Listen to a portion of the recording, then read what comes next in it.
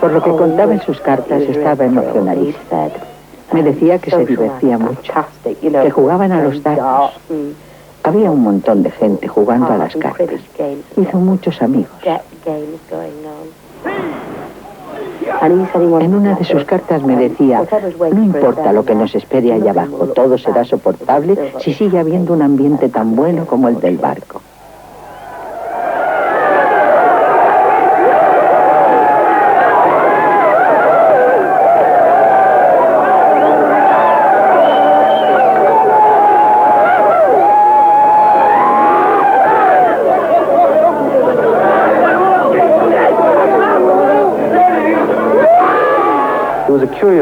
Había un extraño ambiente de irrealidad camino de ascensión. Ninguno creía de verdad que llegaría a haber una guerra. En BBC se hablaba de las maniobras diplomáticas que se estaban llevando a cabo. Estábamos convencidos de que habría un acuerdo diplomático y de que nosotros seríamos una extensión de aquella diplomacia.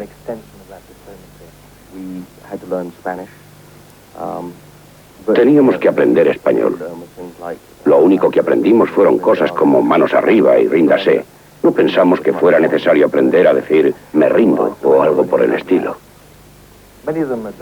Uno de los pilotos de helicóptero me confesó que jamás había dejado caer una carga de profundidad sobre un objetivo real y que estaba impaciente por hacerlo. Uno de los pilotos de un Harrier dijo que lo que necesitaba Gran Bretaña era una guerra pequeña como esta, que nos daría mucha moral.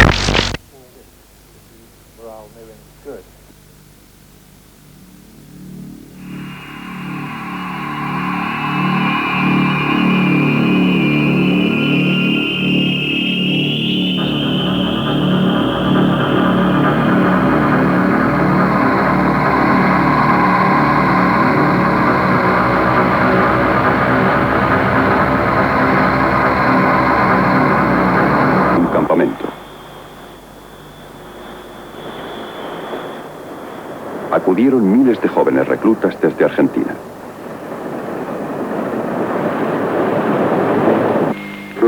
Mando de la campaña de las Malvinas. Comunicado número 4. Garantías. Continuidad del estilo de vida de los habitantes de las islas. Respeto a la propiedad privada. Libertad de entrada y salida de la isla y de permanecer en ella. Más aún, se exhorta a la población a que siga con sus actividades normales. Es un gran orgullo para mí decir que en todo el tiempo en que estuvimos en Malvinas, pese al aumento de cantidad de tropas que hizo que Puerto Argentino pareciera una pequeña isla en medio de 10.000 soldados, no hubiera ningún acto de violación o intento de violación, no hubiera ninguna agresión física y solo se produjeran algunos casos de ingreso a domicilios. Se implementaron consejos de guerra con condenas correspondientes, ya sea algún oficial, suboficial o soldado. Las aguas tormentosas del Atlántico Sur habían hecho que cambiara el ambiente a bordo de los buques británicos.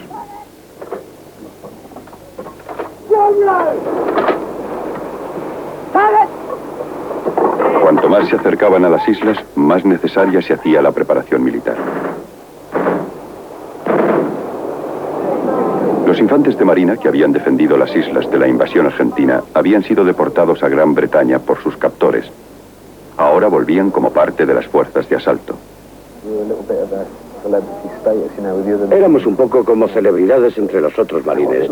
Todo el rato nos estaban preguntando, ¿cómo es eso de estar bajo fuego enemigo? ¿Cómo es esto? ¿Cómo es aquello? Te veías arrastrado por todo. Era un ambiente de, vamos allá, se van a enterar esos. Y a medida que nos acercábamos, todo aquello de por la reina y por la patria iba desvaneciéndose y la cosa era más, ya que hay que ir, vamos. Acabamos pronto y volvemos. Y si resulta que no tenemos que ir a hacerlo, mejor.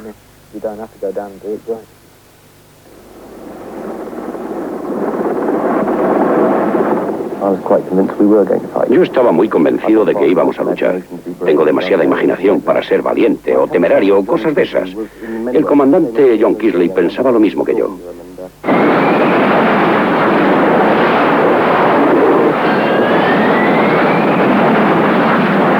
El 1 de mayo las fuerzas de Gran Bretaña atacaron las posiciones argentinas. Contestan nuestras baterías antiaéreas y se ve el refulgir de sus disparos en el aire. ruido que ahora se hace más intenso.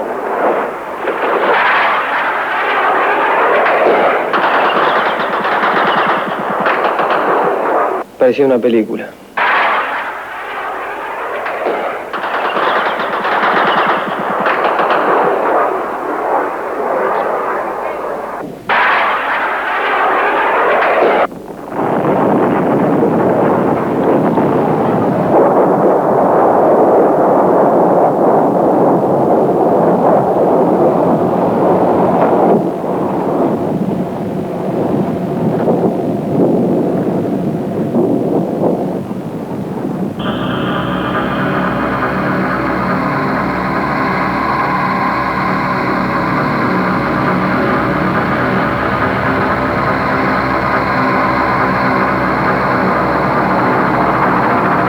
Arrasó los ojos de lágrimas ante la visión de aquellos que morían por el país y también ante la visión de aquellos que supieron vengar esas muertes.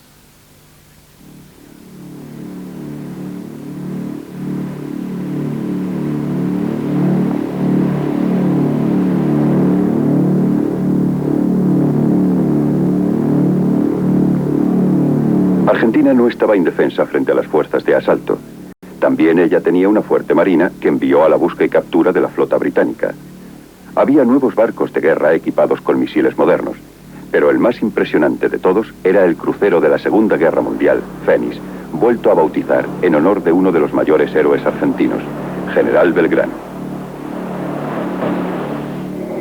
Tripular el Belgrano era un orgullo que todo profesional quiere, ya sea por su trayectoria, por lo que fue y era dentro de la fuerza.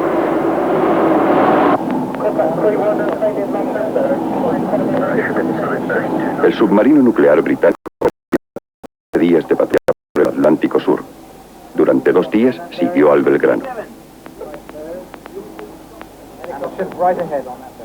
El 2 de mayo a las 4 de la madrugada, obedeciendo órdenes directas de Londres, disparó sus torpedos contra el crucero.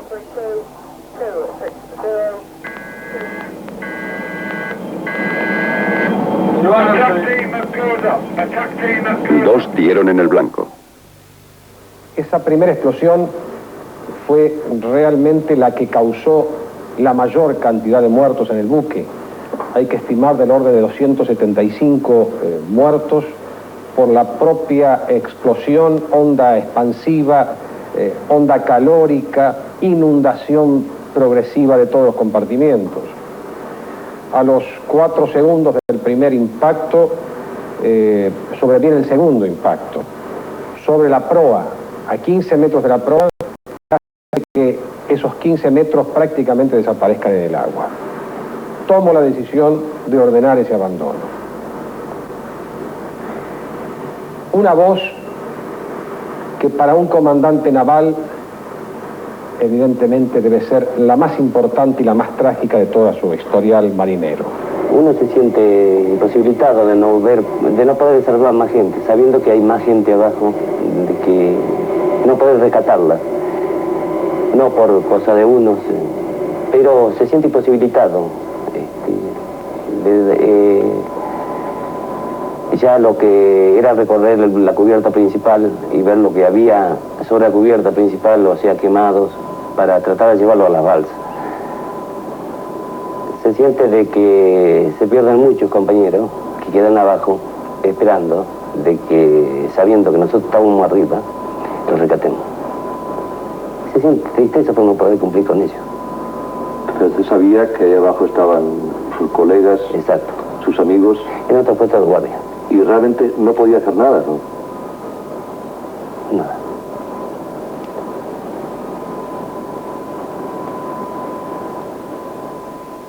Arrastrados por fuertes vientos hacia el océano Antártico, los botes salvavidas del Belgrano llegaron a una zona donde la temperatura estaba bajo cero. 2 días después, algunos fueron recogidos por el buque hospital Bahía Paraíso.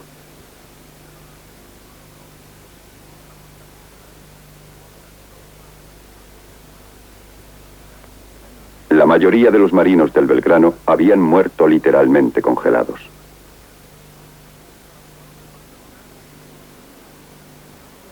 Venía sobre el techo de la balsa se ve que en un último intento de ser visualizado y de que era una balsa ocupada, se recostó sobre el techo de la balsa, que se lo veía, a medida que se iba aproximando, venía una persona en la misma posición como si estuviera dormida, con las dos manos cruzadas y puesta debajo de la mejilla derecha. Venía tremendamente abrigado, prácticamente se le veía solamente la cara, con todo su equipo de abandono, el salvavidas inflado, y al trasladarlo a bordo comprobamos que había fallecido. Aquel oficial era el teniente Gerardo Sevilla. Tuve un llamado telefónico de mi hijo mayor. Me dijo, ¿estás escuchando noticias por radio? Le digo, no, tengo puesta la televisión. Porque están diciendo cada cosa, cada tontera, dicen de Radio Carvel de Montevideo. Yo no escuché nada, él no me dijo nada, me acosté, dormí. A las 6 de la mañana levanto del equipo la válvula y me pongo a escuchar. Y lo primero que siento que se bombardearon el crucero General Belgrano. Como una loca me fui al teléfono a hablar con él y a hablar con mi hermana. Y ellos habían estado escuchando toda la noche sin dormir, escuchando todo. Yo no había escuchado nada. Y ahí empezó las largas noches. El lunes no aparecía. El martes tampoco nada. A la tarde se hizo una misa en la parroquia que yo tenía enfrente de mi casa, Santiago Apóstol. Los vecinos y todos los parientes pidiendo porque mi hijo llegara a casa con vida.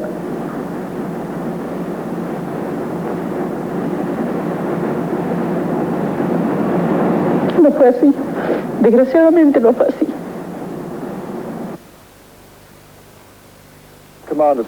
Habla el comandante. Hoy hemos conseguido un gran éxito. Uno de nuestros submarinos ha torpedeado el crucero argentino Belgrano al sur de las Islas Falklands. La euforia por haber hundido un barco enemigo duró poco. La Marina Argentina estaba decidida a devolver el golpe.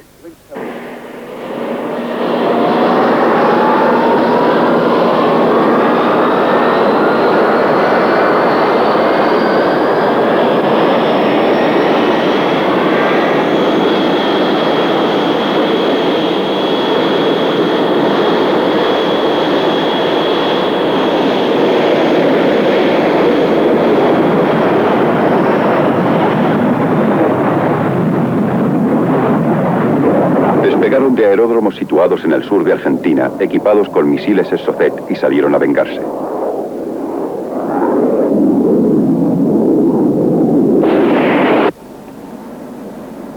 El buque Sheffield, muy adelantado con respecto al grueso de la flota inglesa, vigilaba la aparición de la aviación enemiga. Blind, AWOL, one probable target, 01010, go back, direct the radar. El mar estaba muy tranquilo. Nosotros permanecíamos alerta. Vi que se acercaba algo que parecía un torpedo porque el mar brillaba y se movía. Así que dije que me parecía que había un torpedo. También el piloto escrutó la zona con sus prismáticos y me contestó: no, es un misil Exocet. El oficial de vigilancia y otros miembros de la tripulación del puente corrieron a ponerse a cubierto. Pero recuerdo que el segundo oficial de vigilancia y yo nos quedamos hipnotizados por el misil que se acercaba. Es asombroso ahora que lo pienso, pero la verdad es que lo miré hasta casi el momento del impacto. Después nos abrazamos y caímos al suelo.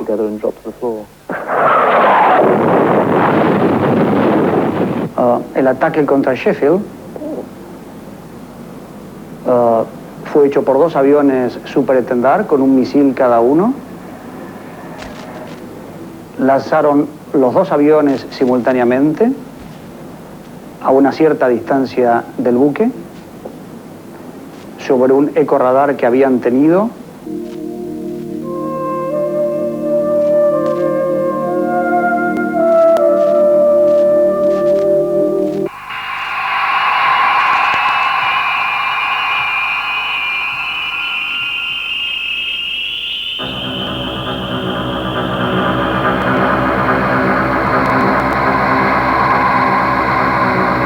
rendido tributo a los héroes de las Malvinas, que los hubo y en abundancia, gracias a Dios. La guerra nos enseñó, entre otras cosas, que la tierra argentina sigue siendo un suelo propicio para el nacimiento de héroes. Y todo país capaz de producir héroes es capaz también de realizar grandes cosas. En Malvinas, no pocos héroes nacieron teniendo como fondo los paisajes de la bahía de San Carlos. San Carlos, el lugar elegido por los británicos para sus desembarcos. El escuadrón especial de botes había estado vigilando la zona en secreto varias semanas. Quedaron sorprendidos de ver lo poco defendida que estaba. En fin, cantidad de lugares. Todo no se podía cubrir. El objetivo principal era Puerto Argentino y ahí había que concentrar los medios por las dificultades que teníamos de logística y de movilidad. A su puesto observatorio ya se había despejado un poco la bruma y no solamente estaba, ¿no es cierto?, la fragata que él describía, sino varios barcos importantes, más fragatas y decenas de helicópteros y lanchones que ya se estaban desprendiendo de las fragatas en dirección hacia terreno firme de la isla.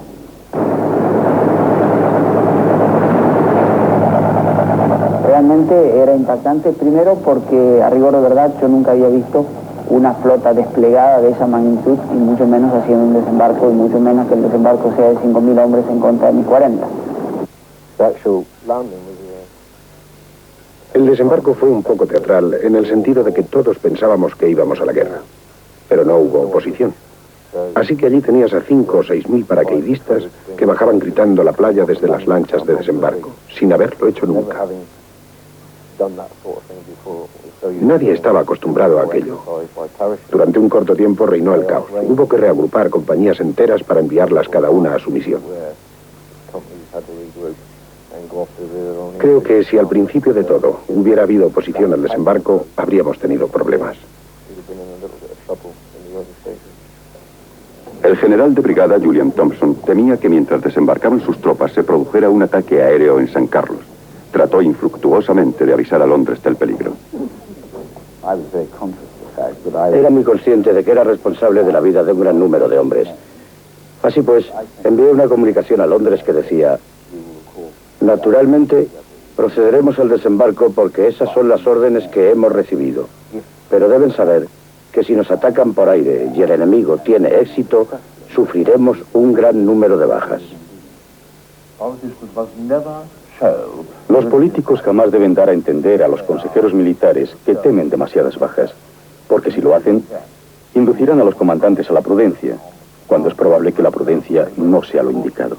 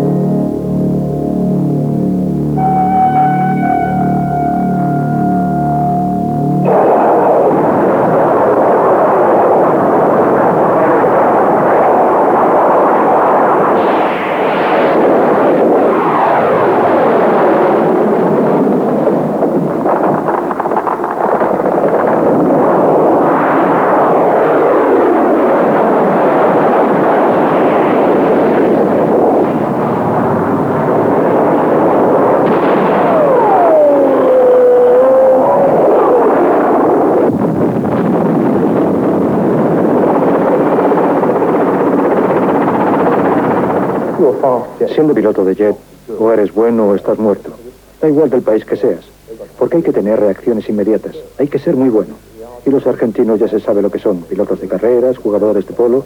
¿Qué más se puede pedir para el piloto de un caza? Yo tenía radar altímetro graduado a 30 pies y en varias oportunidades escuché la alarma del radar altímetro, es decir, estaba bajando de la altura de seguridad. Todo eso a 450 nudos es un poco, digamos, una situación muy particular.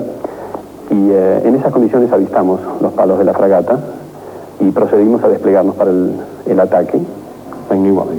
Sabían lo que hacían, sabían cómo atacar un barco. Formaron en fila india y vinieron por popa. En aquel momento el capitán ordenó a toda máquina: tratamos de maniobrar para conseguir 20 milímetros de viraje. Pero era como si cada vez que el capitán movía el barco, hubiera un avión a popa preparado para atacar. El buque estaba reaccionando bien. El buque había incrementado su velocidad al máximo. La estela me indicaba que estaba dando el máximo de su velocidad. La dirección de su proa indicaba que iba buscando aguas abiertas en el medio del canal. Y cuando ya estuvo mi avión encima y estaba en las condiciones de apretar el botón, o prácticamente al apretar el botón, inició una brusca caída hacia babor. Y en esas condiciones lancé mi bomba y efectué el escape. Me dio la impresión que el comandante que estaba abajo conocía su oficio. Y iniciado el escape, escucho la voz de mi numeral que decía: muy bien, señor. Eso me indicaba que de mis bombas algo habían dado bien. El piloto Mike Captree iba muy callado mientras volábamos sobre la colina entre el humo. Atrás veíamos lo que estaba ocurriendo. Oímos el humo del incendio y cuando nos acercamos por babor y nos asomamos a ver, jamás lo olvidaré. Era como si el fuego del infierno hubiera invadido aquel barco. Estaba anclado, con el cañón apuntando hacia el cielo, sin ninguna fuerza. La cubierta de aterrizaje estaba rajada, como si lo hubieran abierto con un abrelatas.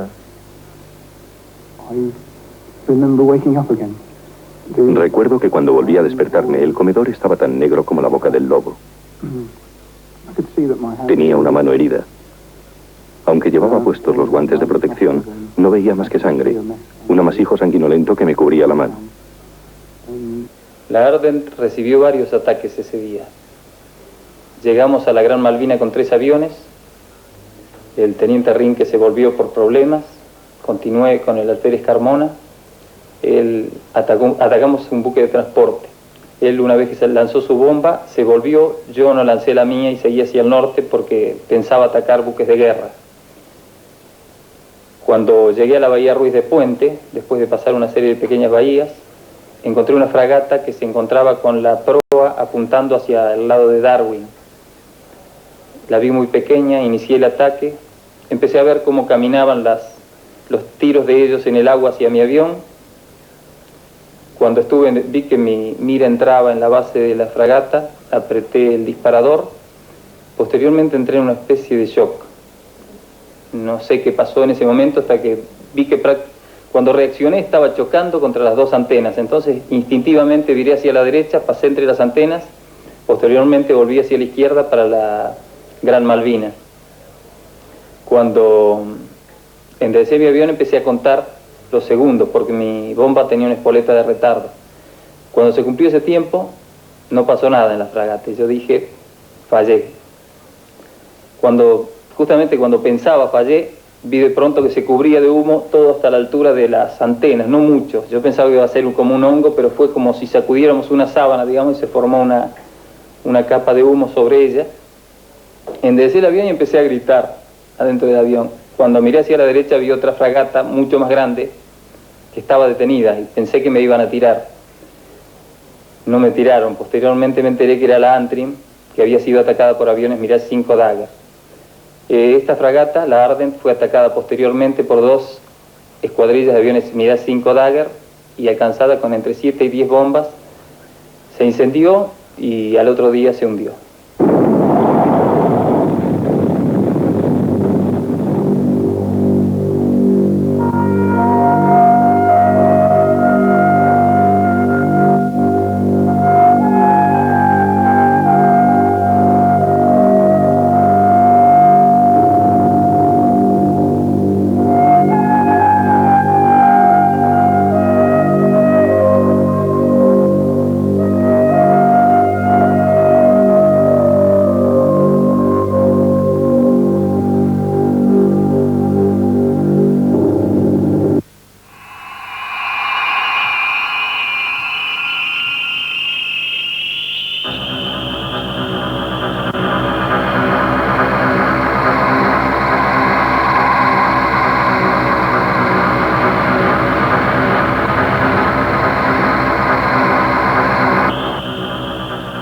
puede ser que a más de 6 años de finalizada la gesta, la nación desconozca todavía los nombres de los pilotos que diezmaron a la flota británica, que no repare debidamente en ellos.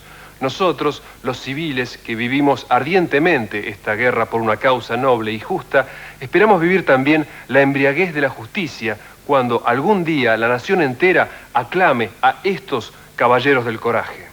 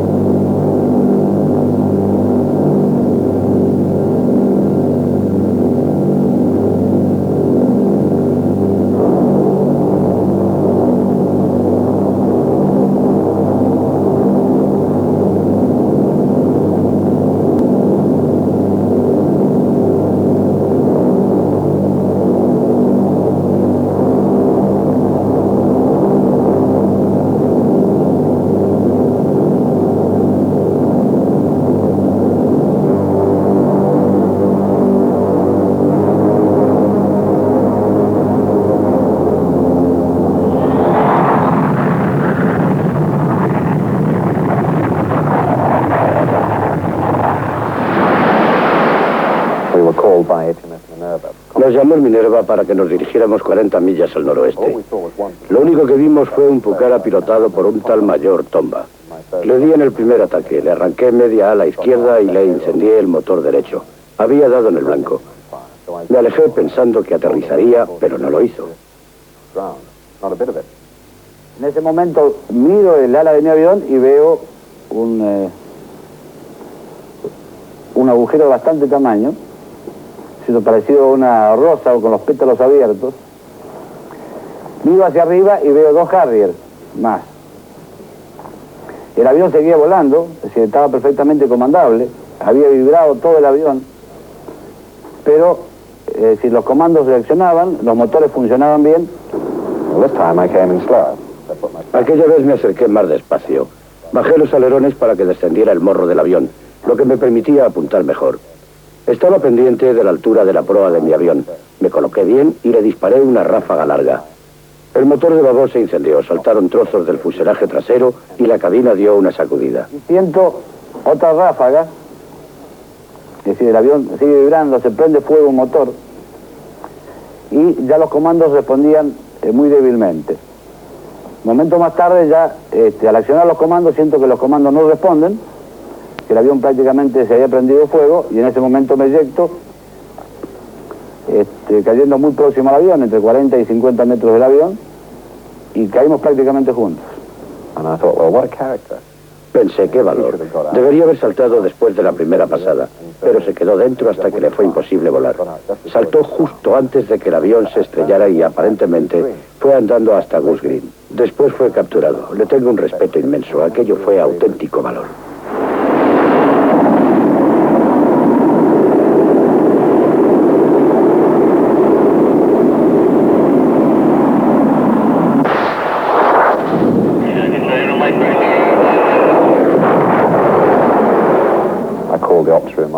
Después de derribarlo, llamé a la sala de control y les dije, más faena, es decir, si había algo más que hacer. El tipo me dijo, espere. Y yo, ¿cómo que espere? Bueno, me contestó. La verdad es que nos acaban de ametrallar con un arma de 30 milímetros. El compañero que se sienta frente a mí ha perdido la cabeza y a mí me han dado en el brazo. Todavía estoy aturdido. Me sentí culpable. Me disculpé. Pero a los 7 segundos volvió a llamarme y me dijo, creo que tienen trabajo en el norte.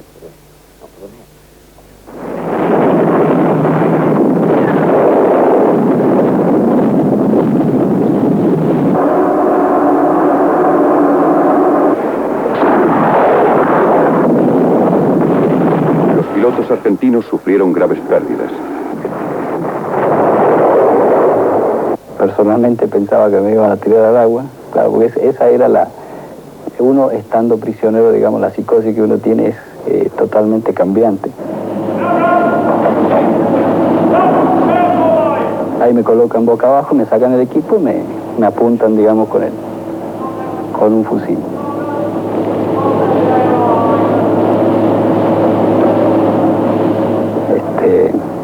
ahí tenía una alegría tremenda porque estaba salvado.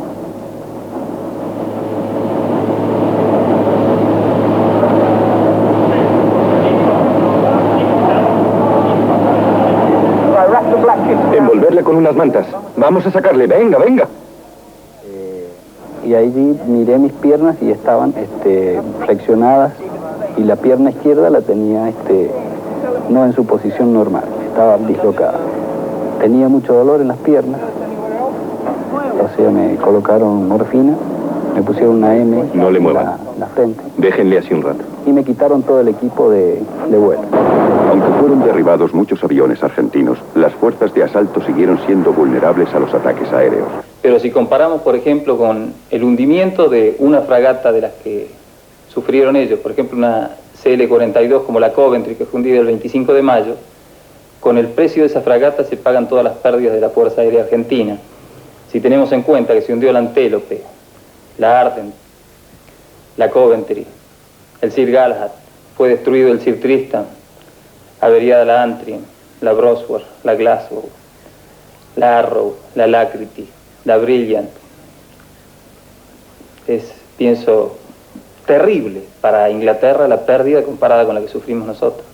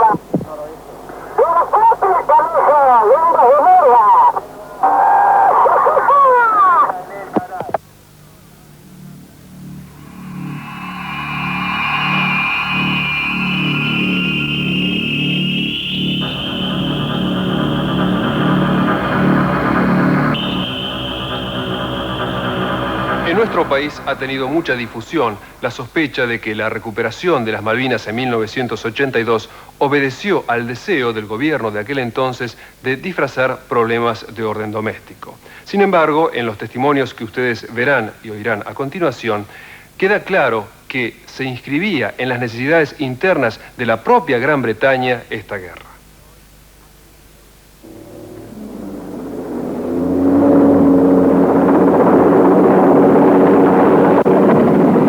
Para las fuerzas atacantes de San Carlos, la pérdida del equipo que se encontraba a bordo del Atlantic Conveyor supuso un serio contratiempo. Pero Julian Thompson recibió órdenes de Londres de continuar la guerra. Veía claramente que en aquel momento Londres tenía necesidad política de una victoria, de que se viera que estábamos haciendo algo, que estábamos ganando. Creo que a muchos de nosotros nos preocupaba no poder salir de San Carlos. Quedar bloqueados allí después de haber logrado una cabeza de playa. Aunque uno esté dispuesto o aunque a uno no le importe morir por la reina y por la patria, otra cuestión es morir por los políticos. Me llamaban a menudo del cuartel general de Norwood. Recuerdo que en una ocasión, después de una conversación especialmente violenta, salí de la tienda de muy mal humor y me dije, ganaré la guerra para estos cerdos y después me largaré. Obedeciendo órdenes directas de Londres, el segundo batallón de paracaidistas atacó el baluarte argentino de Goose Green.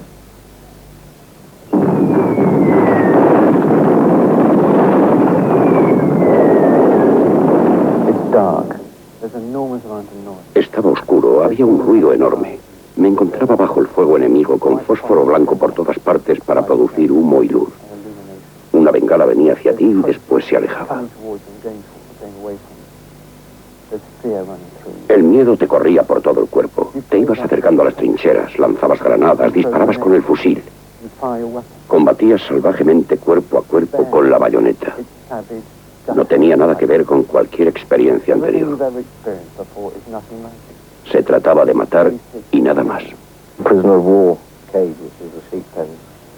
Junto a la celda de prisioneros de guerra, que era un corral de ovejas, había una pila de municiones que teníamos que cambiar de sitio. Y presentíamos que se había convertido en una trampa explosiva. Les pedimos a los oficiales argentinos que movieran las municiones por su propia seguridad. Ellos destacaron hombres y oficiales para que ayudaran a mover aquello, que eran proyectiles de artillería y municiones de mortero. Según los estaban quitando, se oyó una detonación. Había una trampa explosiva. El soldado que estaba junto a la trampa se vio rodeado de llamas y de explosivos. Lo único que se pudo hacer por él fue dispararle. No pudimos llegar hasta él. No era humanamente posible hacer nada más, solo ahorrarle aquellos sufrimientos. Para preparar el avance sobre Port Stanley, se enviaron refuerzos a San Carlos. La guardia galesa fue trasladada en el barco Sir Galahad para ahorrarles una larga marcha. Su destino era un lugar llamado Blackcove. Debido al mal tiempo, el Sir Galahad fue desviado de su rumbo hacia una pequeña ensenada llamada Fitzroy. El mayor Southey Taylor quedó espantado al ver llegar el barco. Atestado de tropas y a plena luz del día, había un gran peligro de sufrir un ataque aéreo de Argentina. Intentó que los hombres abandonaran el barco inmediatamente y se pusieran a salvo en la costa, que solo se encontraba a unos 200 metros.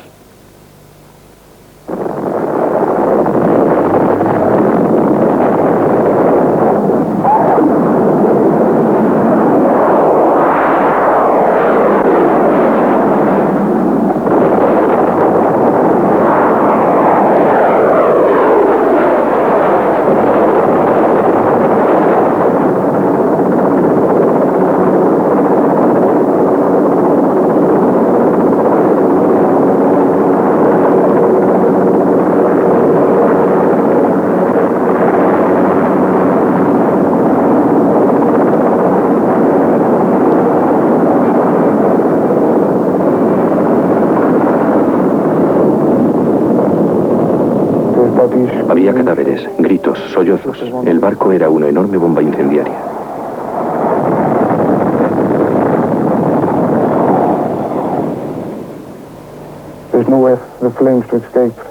No se podía huir de las llamas.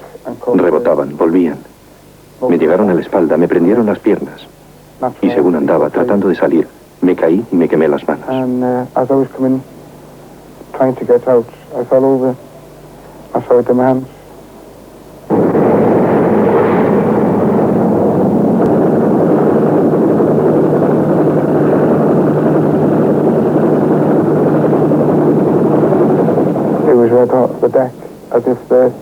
La cubierta estaba al rojo vivo, como si un herrero hubiera estado forjando el metal.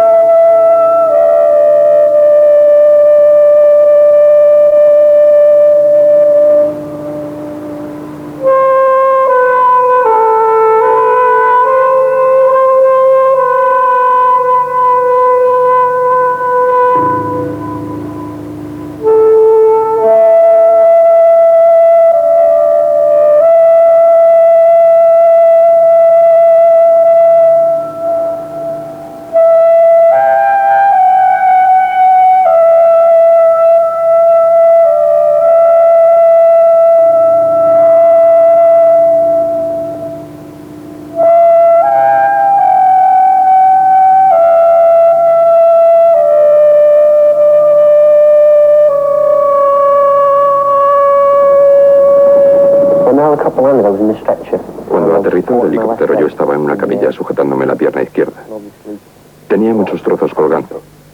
Me imagino que era un espectáculo horroroso. Cuando me sacaron, miré a mi alrededor y vi a un equipo de filmación. Me dio la sensación de que se abalanzaron sobre mí y me molestó bastante. No sé si les insulté, si les dije que se largaran o qué.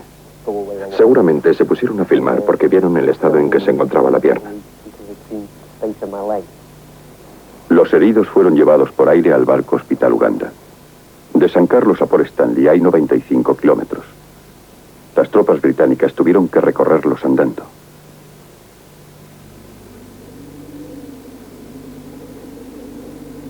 Esta marcha se llevó a cabo en condiciones extremadamente duras. Temperaturas bajo cero, nieve y lluvias torrenciales.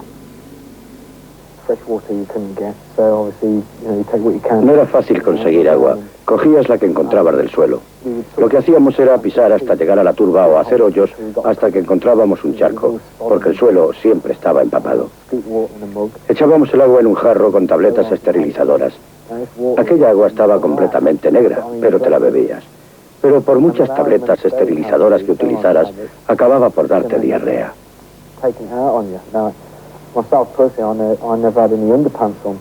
Yo nunca llevo calzoncillos, pero cuando llegamos a Port Stanley había muchos más que tampoco los llevaban porque, bueno, se les había soltado el vientre. Uno de nuestra compañía se bajó la cremallera, cortó los calzoncillos, se los sacó, los tiró tranquilamente y siguió andando. Tampoco podía hacer otra cosa. El doctor dijo que, como estábamos perdiendo líquido, lo único que se podía hacer era beber mucha agua. Y claro, otra vez a beber aquella porquería.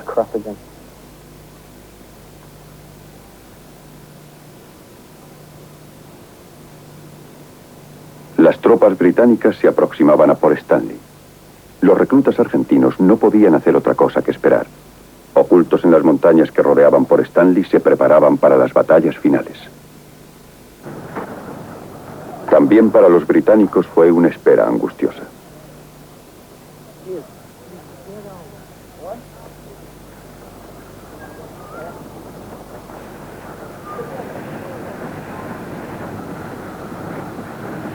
Las tropas debían esperar hasta que se diera la orden de ataque. No pasaba nada. Había electricidad en el ambiente. Nos movíamos en línea abierta. Seguía sin pasar nada. Seguíamos esperando. Al cabo de un tiempo se notaba una sensación general de alivio. La gente empezaba a pensar, se han marchado a escondidas, ya no están. Y justo cuando empezábamos a creérnoslo de verdad, el horizonte se iluminó repentinamente con una especie de mar de destellos blancos.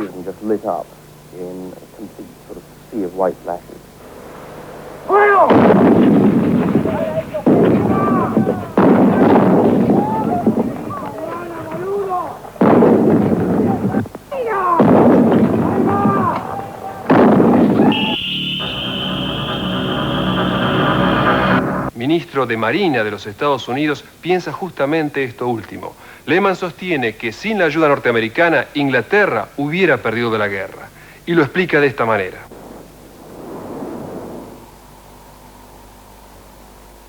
Por lo menos 50 aviones argentinos fueron derribados durante la guerra. Los Sea Harrier, aunque minoritarios frente a la oposición, fueron responsables de la mayoría de estas pérdidas.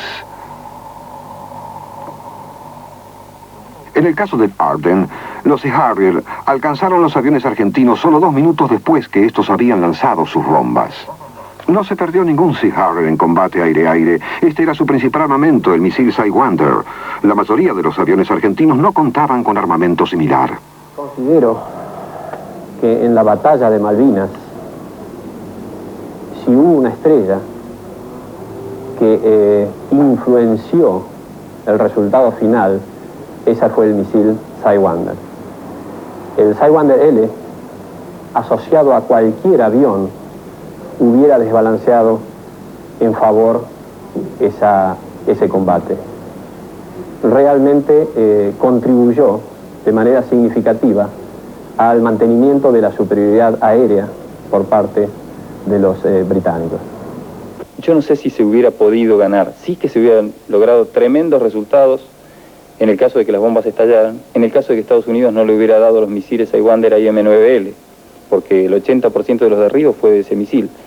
sin ese misil, yo pienso que a Inglaterra no le hubieran quedado muchos barcos, porque 38 buques de guerra y 11 buques de transporte fueron alcanzados. Fue una de las mayores acciones navales desde la Segunda Guerra Mundial, y las armas norteamericanas jugaron un papel crucial. Ningún arma fue más importante que el misil norteamericano Sidewinder, para cuyo transporte habían sido adaptados los Jet Harrier. No eran solo Sidewinder, era la versión más moderna de los Sidewinder que daban una capacidad totalmente nueva a ese misil. Estaban solo los pequeños Harrier, que no tenían ninguna capacidad real de defensa de aérea, de modo que los disparos que podían realizar contra los argentinos que atacaran eran solo a poco alcance, cuando ya los tenían a la vista, y con frecuencia cuando ya recibían sus disparos. Mientras que con los viejos Sidewinder tenían que ponerse detrás de un avión para disparar un Sidewinder, y para entonces el avión ya había descargado su bomba sobre el buque. Con el nuevo Sidewinder se puede disparar de frente, y eso es lo que los Harrier hicieron tan brillante y eficazmente. Y después de eso obligaron a todos los argentinos a volar a menos altura sobre la cubierta, lo que los obligaba a arrojar sus bombas desde alturas muy bajas, y la mayoría no detonaba. De modo que había por lo menos 10 buques que tenían bombas en su interior que no detonaron debido a la eficacia de obligarlos a volar bajo. Pero la decisión de darles los nuevos Sidewinder, eso no nace de una relación normal. Eso equivale a la decisión deliberada de salvar a Gran Bretaña de la derrota, ¿no es así? Sí, en los hechos definitivamente es así. No solo se suministraron Sidewinder, sino toda clase de armas norteamericanas a Gran Bretaña durante esta guerra. Otros misiles, rondas de morteros, municiones altamente explosivas, incluso antiparras para visión nocturna y plataformas para el aterrizaje de los Harrier. Mientras se intensificaba el combate por las Falklands, los constantes pedidos de Gran Bretaña al Pentágono siguieron recibiendo una pronta respuesta. Las bombas no eran aptas. Hasta el momento de la Guerra de Malvinas, la defensa del mar no pertenecía a la Fuerza Aérea. La Fuerza Aérea tenía blancos en tierra. Eran bombas para búnkers, para pistas, no eran bombas para fragatas. Y las fragatas habían cambiado acero por aluminio para cambiar resistencia por velocidad. Entonces, no es como dice gente que no sabe, porque hay mucha gente que opina sin saber y dice que eran bombas viejas. Una bomba vieja exuda, o sea, empieza el trotil a... digamos, se pone mal el explosivo y puede explotar en cualquier momento. Uno sería una bomba ambulante que estalla en cualquier momento, y no éramos suicidas. Entonces, no eran bombas viejas, no eran bombas aptas.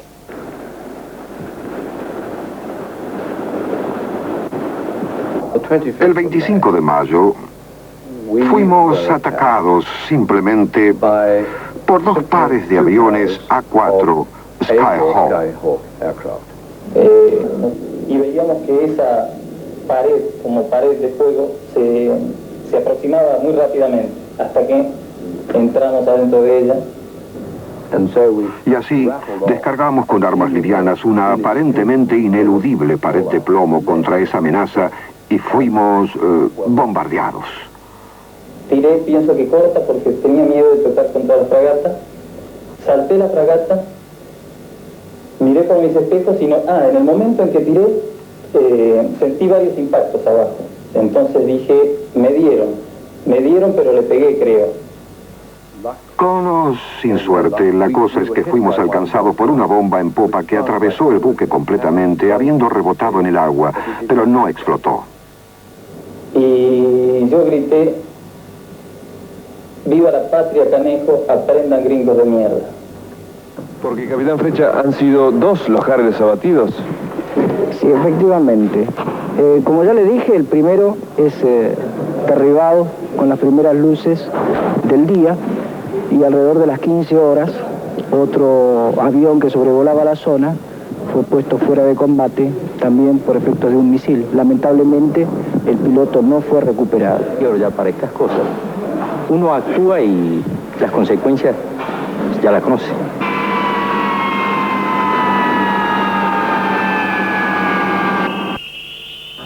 Para que el árbol pueda surgir, primero la semilla debe pudrirse. En cierto sentido, casi no nos creíamos que habíamos llegado a la cima. Y solo a unos 4 kilómetros estaba Stanley. La veíamos claramente, veíamos las luces.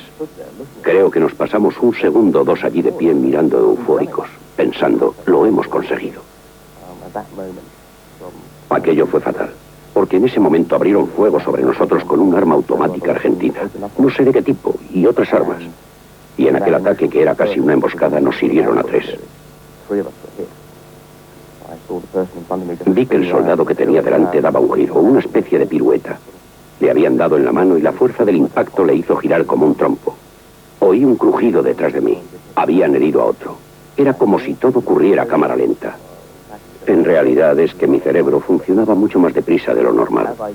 Cuando me volví para ponerme a cubierto, sentí como unos terribles martillazos en las piernas. Y los trazos de las balas eran como bastones rojos que me rodeaban por todas partes.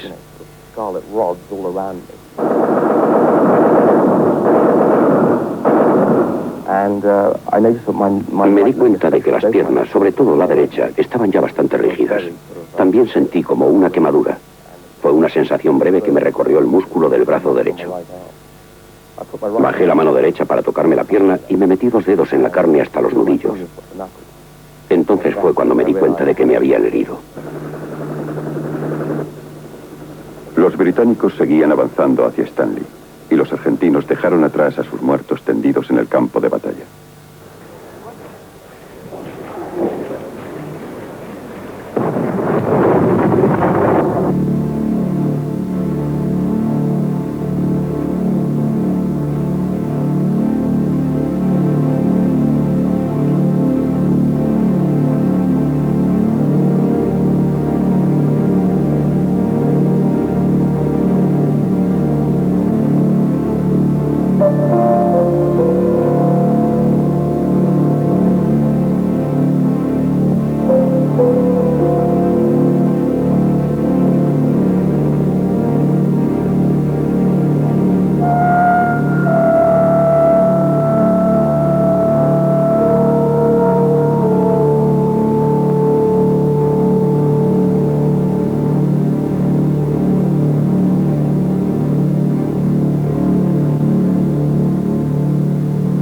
Entonces hay una toma de conciencia de que ya no queda nada por jugar. Nuestra artillería estaba reducida apenas a 10 o 12 piezas útiles. No contábamos con apoyo aéreo directo para reemplazarla. Los ingleses mantenían sus barcos como para reforzar sus propios fuegos. Había unidades nuestras que habían combatido, estaban muy cansadas, habían perdido equipo. Solo iba a tener por consecuencia la pérdida de más vidas, que era inútil. Esa fue la conclusión a que llegué yo, y después de algunas conversaciones que mantuve con mis comandos superiores, resolví aceptar el cese del fuego ofrecido por los ingleses, y más tarde se produjeron las conversaciones correspondientes. Por la noche encendimos una radio y sintonizamos con la emisión internacional de la BBC. Nos enteramos de la rendición por la BBC, que emitía a unos 13.000 kilómetros de distancia. La estaban filmando en un edificio que se encontraba a unos 700 metros de donde yo me hallaba. Lo que sentimos todos fue un alivio inmenso. La guerra es terrible. En la guerra los hombres se mueren. A veces acá hubo gente que no lo comprendió. Pero la guerra es necesaria a veces, sobre todo cuando es justa. Una persona que no defiende lo que tiene, lo que le pertenece, no merece lo que tiene. Entonces pienso que después de 150 años de paciencia, esta guerra era necesaria. Cuando un hombre va por la calle con su madre y una patota ataca a su madre, la defiende más allá de si va a ganar, si va a perder, si tiene los medios necesarios o no. Debe pelear, y pienso que esta era la situación.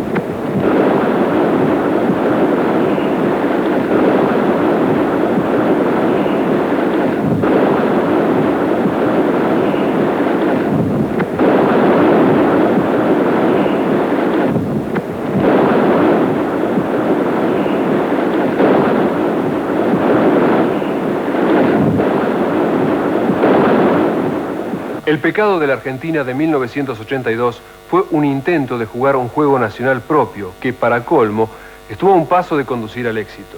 Esto no es perdonable en el plano internacional y en cierto modo es comprensible que no lo sea, pero que tampoco haya sido perdonado en el plano propio nacional ya es una aberración rayana en el suicidio del país.